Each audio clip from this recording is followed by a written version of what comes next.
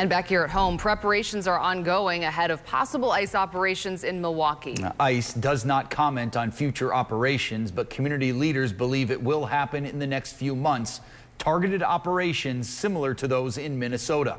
And local organizers worry communities will be disrupted as long as ICE is in town. Adam Reif spoke with one faith leader about the plans they're trying to put in place now. Adam?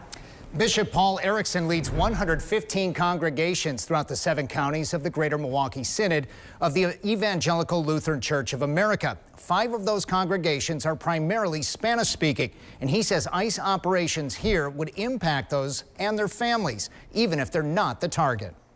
The level of fear and anxiety is really, really high. Bishop Paul Erickson said his congregations see what's happening around the country and know Wisconsin could be next. And he says because people with no criminal records, families, and even citizens have been detained. We want to make sure that we're ready to respond if and when ICE ramps up its insane activity here. The first preparations were to make sure people know their rights to due process and against unreasonable searches and seizures. Erickson does not encourage any kind of violent or obstructive protests, but wants people to document what happens. And he says there's another element to being prepared. We also have to make sure that we're taking care of families who see what's going on and recognize that they can't afford to go to work or to school or to go buy groceries for fear that they might be picked up. For example, Bishop Erickson says participation at food pantries has dropped significantly because people don't feel safe standing outside in a line where ICE could pick them up. Within the past week, Erickson met with faith leaders to encourage relationship building in their communities to help provide those resources. Individual ICE actions have been ongoing in Milwaukee for some time. This week, the FBI made an immigration arrest. They said the Nicaraguan national was previously charged with possession of child pornography and child sexual exploitation. ICE has long said it conducts targeted raids, but Bishop Erickson says that's not what's happening. This is not targeted enforcement of criminals.